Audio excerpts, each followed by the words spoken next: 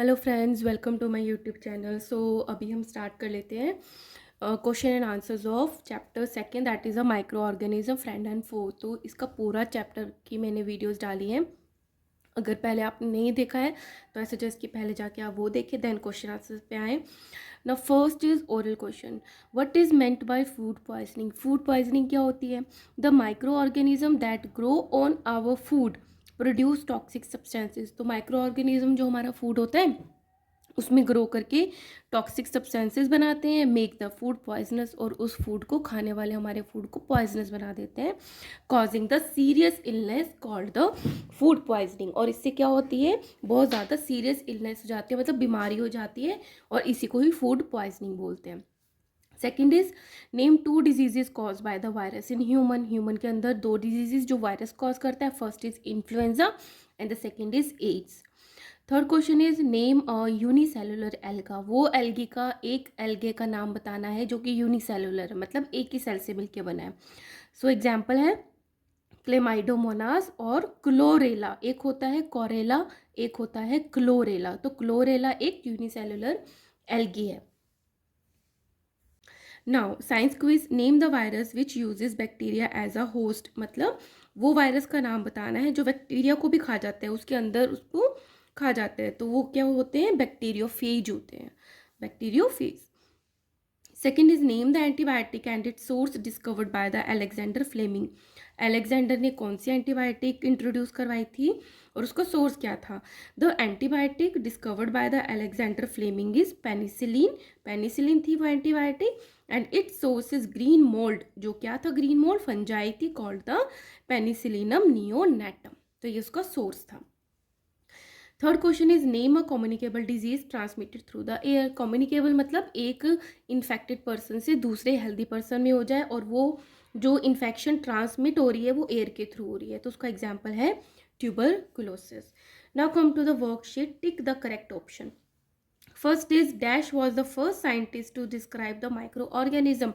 मतलब microorganisms के बारे में पहली बार किन्होंने बताया था?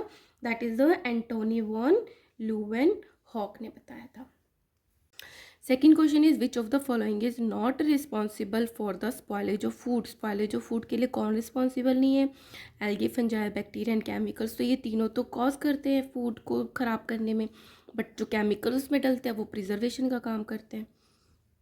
Third, which of the following is the biological nitrogen fixer. मतलब एटमॉस्फेरिक नाइट्रोजन को कौन नाइट्राइट्स में कन्वर्ट करता है, नाइट्रेट्स में? House fly, fungi, blue green algae और द प्रोटोजोआ। तो एग्जाम आंसर है इसका blue green algae.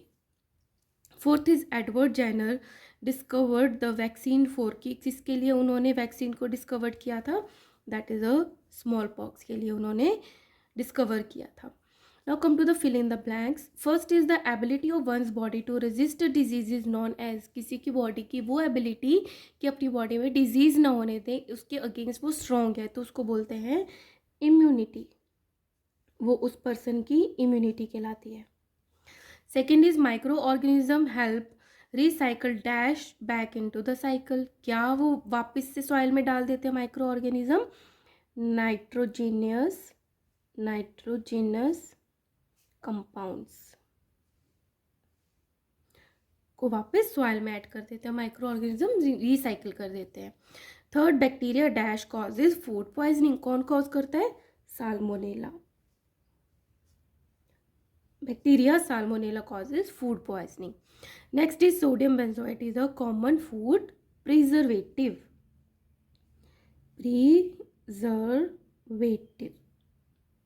Okay. Now come to the C portion, that is a state whether the following statement are true or false. तो first है nitrogen fixation is done by virus. No, bacteria cause करते हैं, blue green algae cause करते हैं, ये नहीं करते हैं। तो आपको नो नहीं, फॉल्स लिखना है। ट्रू एंड फॉल्स है। Second is yeast is use to make alcoholic drinks by the fermentation. तो येस, ईस्ट फर्मेंटेशन में काम आता है और अल्कोहल बनाने में भी काम आता है। Third, all viruses causes diseases and are parasite. सारे जो वायरस है वो डिजीज कॉज करते हैं और वो पैरासाइट होते हैं। नहीं, ऐसा नहीं होता कि वो पैरासाइट होते हैं। So this is false. Fourth है anopheles mosquito carry the germs of malaria, कि जो मॉस्किटो है एनोफिलीज वो वायरस जो कॉज करता है मलेरिया उसको कैरी करता है, तो answer is true. Let's do activity B, section B. तो इसमें एक एक्टिविटी है, उसके अकॉर्डिंगली उसमें क्या एमसीक्यूज दे रखे हैं। तो इसमें हमने एक्टिविटी चैप्टर में भी पढ़ी थी कि 3 मग्स ले रखे हैं, उसमें एक एक चम्मच कर्ड डाला है और उसमें ए वाला जो मग था उसमें ठंडा दूध डाला है, बी वाले में थोड़ा गुनगुना दूध डाला है, और जो सी वाला मग था उसमें बहुत तेज गर्म दूध डाला। क्या करने के लिए? दही को जमाने के लिए। तो क्या ऑब्जर्वेशन थी उसमें? तो फर्स्ट क्वेश्चन है curd is formed only in the milk. तो कर्ड किस में जमेगा? कोल्ड मिल्क वाले में, ल्यूकेवार्म में और हॉट मिल्क में। तो हमें पता है जब हल्का गुनगुना होता है तभी दही जमती है, तो answer is B, cup B. Second is curd is not formed in the cup C because bacteria are. अब जो सी वाला मग था उसमें तो दही नहीं जमा। क्यों नहीं जमा? क्योंकि ये बहुत गर्म दूध था जिससे जो इसमें प्रेजेंट कर्ड में लैक्टोबैसिलस थे वो मर गए थे टेम्परेचर ज़्यादा की वजह से। थर्ड है आफ्टर कर्डलिंग, जब जम रहा है cheese become soft porous and increases in the volume. क्यों हो जाता है ऐसा? Because carbon dioxide is produced by the action of yeast over sugar. So this is a answer. Now very short answer question. First is name any 2 antibiotics. तो antibiotics के आपको नाम learn करने और ये मोस्टली पूछा ही जाता है। Answer is streptomycin and tetracycline. Second is name any 2 communicable disease, जो कम्युनिकेट हो जाती है, मतलब एक इन्फेक्टेड पर्सन से दूसरे में हो जाती है, that is a cholera and common cold. Third is name 2 common food preservatives use at our homes. जो हमारे घरों में नॉर्मली फूड प्रिजर्वेटिव्स यूज होते हैं कॉमनली, उसको कौन से हैं? एक तो विनेगर है, सिरका, दूसरा है sugar.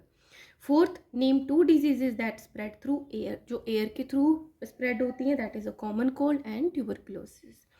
Fifth is what is immunity. Immunity क्या होती है? The ability of the ones body to resist disease is known as immunity. किसी की बॉडी की वो एबिलिटी कि वो डिजीज को रोक पाए, अपने में ना होने दे, उसी एबिलिटी को बोलते हैं immunity. Now short answer type 1 question. First question है व्हाट इज पास्चराइजेशन। पास्चराइजेशन क्या होता है? जो कि मोस्टली दूध, पैकेट्स वाले दूध होते हैं उनका हुआ होता है। तो पास्चराइजेशन क्या है? Pasteurization is the process of preservation of milk. Milk को प्रिजर्व करने का एक तरीका है। In this method milk is heated at about 70 degree Celsius for 15 to 30 second.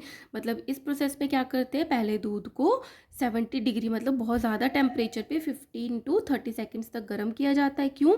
ताकि उसमें जो प्रेजेंट बैक्टीरिया है वो मर जाए, kill bacteria in it and cooling it quickly. और उसके बाद फटाफट से ठंडा कर देते हैं टू 10 डिग्री सेल्सियस, 70 से 10 degree Celsius to prevent the remaining bacteria from growing. अब इतना ठंडा कर देते हैं कि अगर कोई भी बैक्टीरिया बच गया वो वापस से ग्रो ना कर पाए और जो दूध जो है वो खराब ना हो। So this is a process of pasteurization. Second is how do viruses differ from other micro organism. जो वायरस हैं वो दूसरे माइक्रो ऑर्गेनिज्म से कैसे अलग है?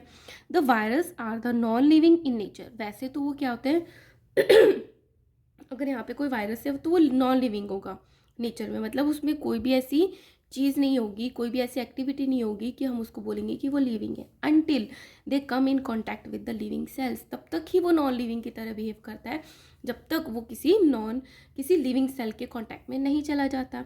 That is why virus are called as connecting link between the living and non living micro organism.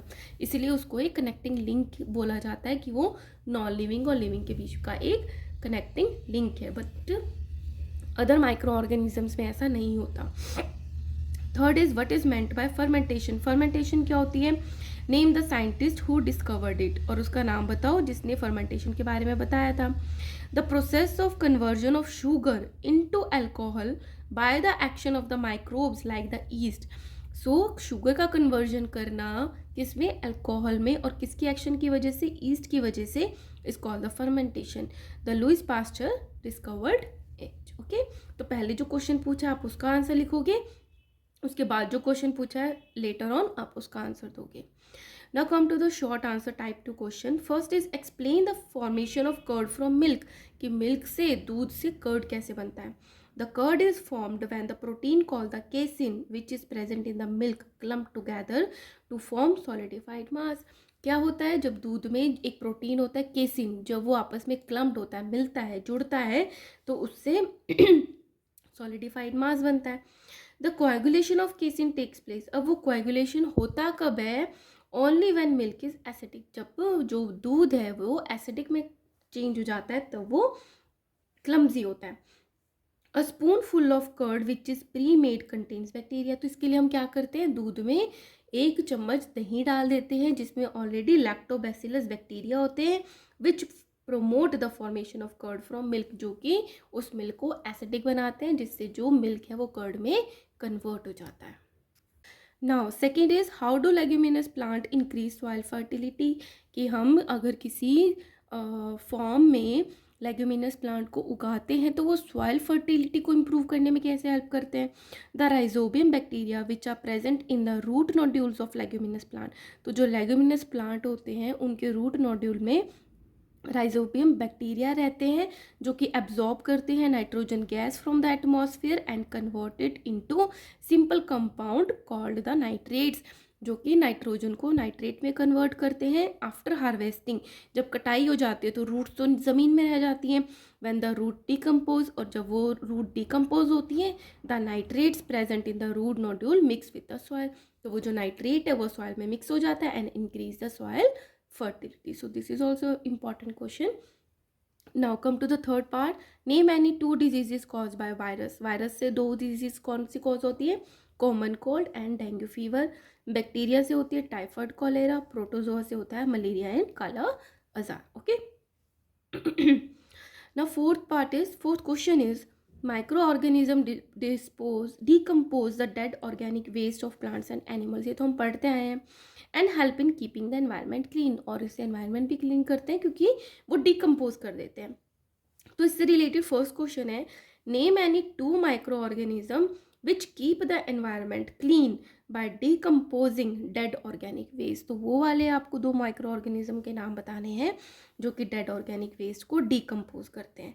So answer is bacteria and blue green algae. Okay. Now B is being a student. How can you contribute in keeping the environment clean? अब micro organisms अपना काम कर रहे हैं but आप एक student हो, है ना, तो आप कैसे कंट्रीब्यूट करोगे कि आपका जो एनवायरनमेंट है वो क्लीन रहे। तो क्या क्या कर सकते हो? By saying no to plastic bags, plastic bag का यूज़ ही मना करो। इफ़ समथिंग इज़ ब्रोकन, अगर कुछ टूट गया, रिपेयर इट, उसको रिपेयर कराओ rather than buying something new, rather कि आप उसके जगह पे कुछ नया बाय कर लो। थर्ड इज़ वॉक और साइकिल मोर, ज़्यादा चलो या साइकिल का यूज़ करो, तो क्या होगा, स्कूटर और जो कार है उससे पॉल्यूशन कम होगा। Fourth is plant trees around you, अपने घरों में और आसपास प्लांट्स लगाओ, ट्रीज लगाओ। Fifth is don't waste food, और जो फूड है उसको वेस्ट बिल्कुल भी मत करो। तो इस तरीके से आप एनवायरनमेंट को क्लीन रख सकते हैं।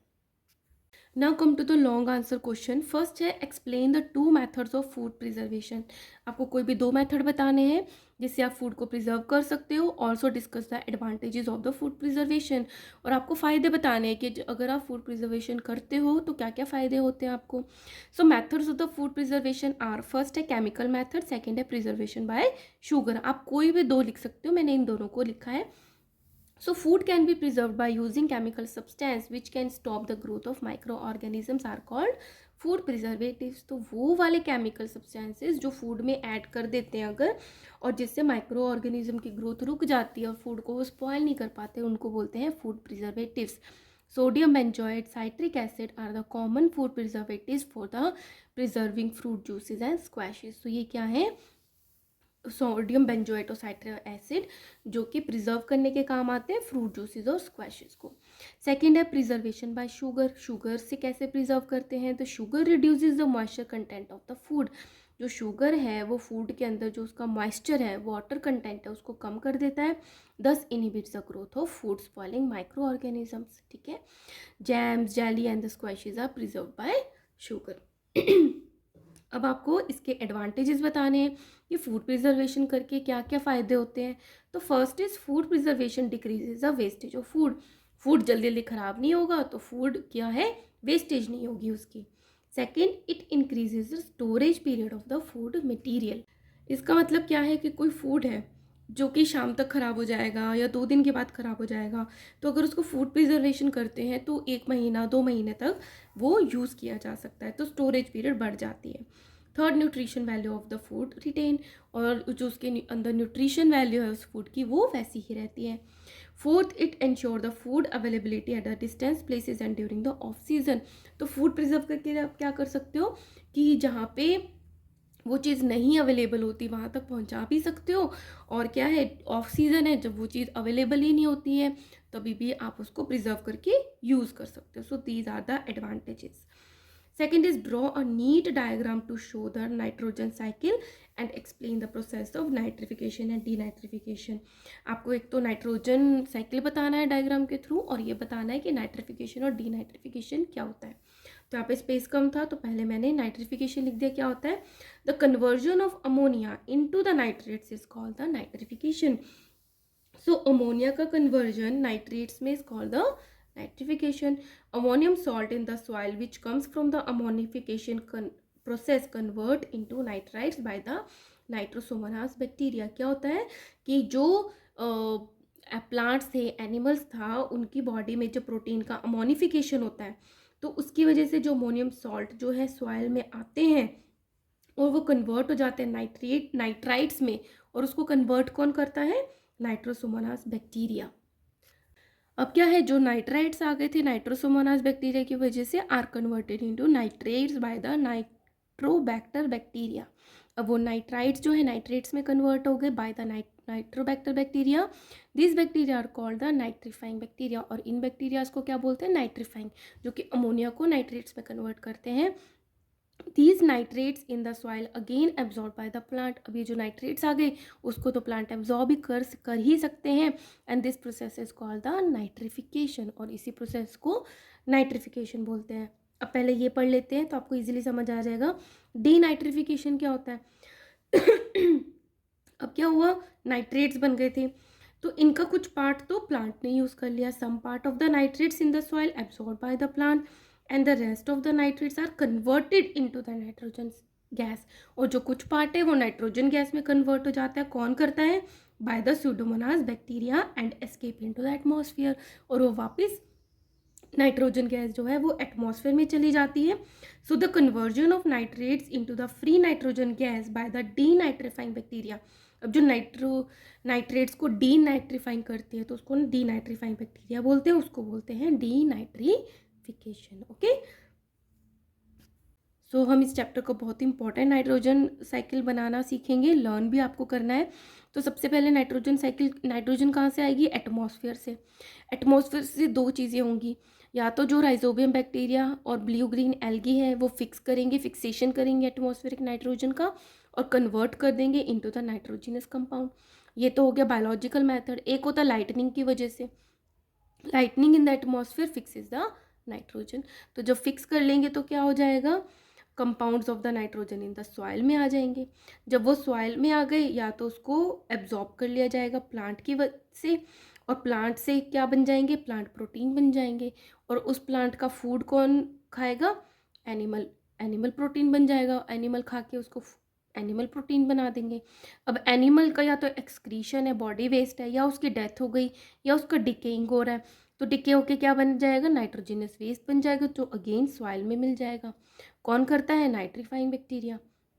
अभी जो सॉइल में आ गया या तो प्लांट ने ले लिया, या वापस से जो स्यूडोमोनास बैक्टीरिया है, डीनाइट्रीफाइंग बैक्टीरिया है, convert the nitrogenous compound into the nitrogen gas, और वो वापस एटमॉस्फेयर में चली जाती है। So this is very simple nitrogen cycle but very important. Now third question is describe the principle on which the following methods of the food preservation are based. वो principle बताना है कि अगर हमने शुगर ऐड करी तो क्या हुआ कि शुगर ऐड करके फूड जो है वो प्रिजर्व हो गया। नमक ऐड किया तो क्या हुआ, विनेगर ऐड किया, तो इस रीज़न बताने हैं। तो उन्होंने कुछ चीज़ें दे रखी है कि बॉइलिंग करते हैं तो क्या होता है? Boiling kills the many micro organism and prevent the food from spoilage. उस बॉइलिंग से क्या होता है? जो माइक्रो ऑर्गेनिज्म उसके अंदर प्रेजेंट होते हैं वो मर जाते हैं, और जिससे चीज़ ख़राब नहीं होती। फॉर एग्जाम्पल है मिल्क, हम डेली बॉयल करते हैं हमारे घरों में। सेकंड पूछा उन्होंने कैनिंग। कैनिंग से क्या होता है? इन कैनिंग और वैक्यूम पैकिंग उससे क्या होता है, the food items are first heated at a high temperature. जब कैनिंग और फूड वैक्यूम पैकिंग करते हैं तो पहले तो जो फूड है उसको हाई टेम्परेचर पे गर्म किया जाता है, जिससे बैक्टीरिया मर जाते हैं and their spores also, then sealed in airtight cans, और बाद में उनको एयर टाइट मतलब उसमें कोई हवा एंटर नहीं कर सकती, टू प्रिवेंट द री infection by the micro organism, ताकि उनमें वापस से इन्फेक्शन ना हो। ठीक है, so this is about the Canning. Third is freezing. Freezing से क्या होता है, the low temperature prevent the spoilage of the food because it retards the growth of micro organism. क्या होता है, जब ठंडा होता है तो माइक्रो ऑर्गेनिज्म ग्रो नहीं कर पाते हैं, तो low temperature prevent the spoilage, इसी से लो टेम्परेचर से स्पॉयलेज जो होती है फूड की वो बच जाती है। एग्जाम्पल्स है fruits, vegetables, meat and the cooked food are kept in the low temperature to avoid the spoilage. Fourth है हाइड्रेशन। डिहाइड्रेशन मतलब पानी निकाल लिया हमने, उसका पानी कैसे निकालेंगे कि उसको सन के नीचे रख दिया, ड्राई कर दिया हमने। The removal of the water from a substance is called the dehydration. Since moisture is one of the main requirement for the microbial growth, अगर मॉइस्चर चली जाती है, पानी लग जाता है, मॉइस्चर होता है ऑलरेडी उनमें, तो माइक्रोब्स अच्छे से ग्रो कर पाते हैं। सो removal of the water from the food material is a good method of food preservation. तो अगर हम उस मॉइस्चर ही निकाल देंगे तो क्या होगा, फूड प्रिजर्वेशन हो जाएगा। So these are the principles of these types. Now come to the fourth question. A part is what does vaccine? This is also important. Vaccine क्या होती है? A small dose of dead and the weakened disease causing microbe. जिस disease की vaccine है उसी के microbes ले लेते हैं, या तो वो डेड हो गए हैं, थोड़े से डेड, या फिर उनको जो वीक कर देते हैं ताकि वो हमारी बॉडी में डिजीज़ ना कॉज कर पाए, इतना वीक कर देते हैं और अपनी बॉडी में डाल देते हैं ताकि वो क्या करें, use to stimulate the immune response in the body, ताकि वो हमारी बॉडी में, जब कोई माइक्रोब हमारी बॉडी में जाएगा तो हमारी बॉडी क्या करती है, एंटीबॉडी बनाती है। ठीक है, लेकिन वो इतने वीक है कि उसने डिजीज़ तो कॉज नहीं करी, हम बीमार नहीं होंगे, लेकिन हमारा जो इम्यून रिस्पॉन्स है वो एक्टिवेट हो जाएगा, उसको बोलते हैं vaccine. B how does it work. अब ये काम कैसे करती है, डाल तो दिया, काम कैसे किया। When a vaccine is introduce in the body of a healthy person, हम हेल्दी थे, हमारी बॉडी के अंदर उन्होंने वैक्सीन डाल दी, वीक थे या डेड माइक्रोब्स थे, इट एक्ट्स लाइक एंटीजन, मतलब हमारी बॉडी क्या समझेगी, ये कोई बाहर की चीज़ है, एंटीजन है, उसको ऐसे पहचानेगी। तो क्या होगा, इन the body of the person produces antibody, person के अंदर जिसमें वैक्सीन डाली है एंटीबॉडी प्रोड्यूस होंगी अगेंस्ट दीज इंट्रोड्यूस्ड माइक्रोब्स, जो इसके अंदर माइक्रोब्स इंट्रोड्यूस हुए हैं उसके against. These antibodies remain in the body, अब ये एंटीबॉडी हमेशा हमारी बॉडी में रहेगी and protect this person against the future infection of the same microbes. जैसे कोरोना है, कोरोना की वैक्सीन लग गई, उसके अगेंस्ट एंटीबॉडीज प्रोड्यूस हो गई, तो इन फ्यूचर अगर वो पर्सन कोरोना वायरस के कांटेक्ट में आएगा तो उसकी बॉडी के अंदर एंटीबॉडीज़ हैं उससे लड़ने के लिए। ठीक है, so this is about the vaccine. Now why are the children vaccinated. अब बच्चों को क्यों वैक्सीनेट करते हैं, आपको पता ही होगा, छोटे बच्चों को वैक्सीन्स लगाई जाती है टाइम टू टाइम, क्यों करते हैं ऐसा। The children are vaccinated to protect them against the several diseases, बहुत सारी बीमारियों से बचाने के लिए उनको वैक्सीन लगाई जाती है। A particular vaccine is given at a particular age, और कोई वैक्सीन जो है उन सबकी एक पर्टिकुलर एज होती है कि इस एज तक वो वैक्सीन लग जानी चाहिए। Now come to the HOTS. First is why does curd sets faster in summer than the winter, कि समर में दही जल्दी क्यों जमता है as compare to the winter, क्यों, आप अब तो आपको पता चल गया होगा।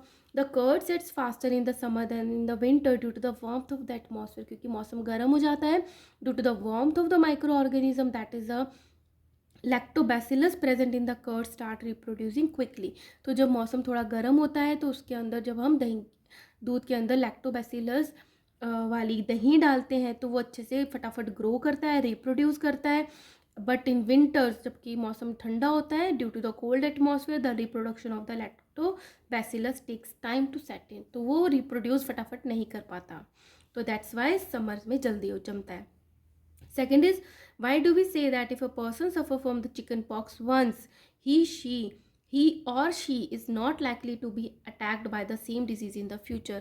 हम ऐसा क्यों कहते हैं कि लाइफ में किसी को भी अगर चिकन पॉक्स हो गया तो वापस उनका वो चिकन पॉक्स नहीं होगा उसको लाइफ टाइम। क्यों? अभी हमने क्या पढ़ा था, वैक्सीन। तो एक बार ही चिकन पॉक्स हो गया, उसके बॉडी में एंटीबॉडीज़ डेवलप हो गए हैं, तो वापस से अगर उसके कांटेक्ट में भी आएगा वायरस के एंटीबॉडीज़ उसकी बॉडी में ऑलरेडी है तो उसको नहीं होगा। The reason is that when a person suffer from the chicken pox for the first time the body respond against it and produces antibodies बनाएगा and remembers it. So the next time when the virus attacks, the virus respond more strongly.